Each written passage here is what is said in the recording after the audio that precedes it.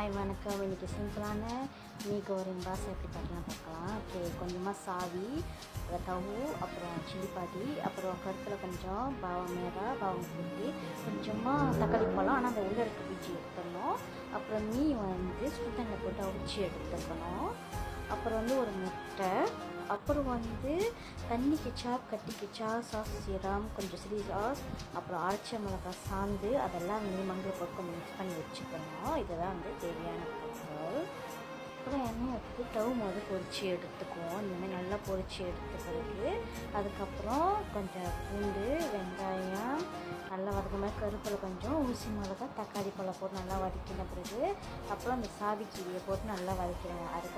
அப்புறம் உப்பு கொஞ்சமாக போட்டுக்கணும், ஏன்னா கிச்சாப்பில் உப்பு இருக்கும். அப்புறம் மீன் போட்டு தவு போட்டு நல்லா கிண்டிக்குங்க.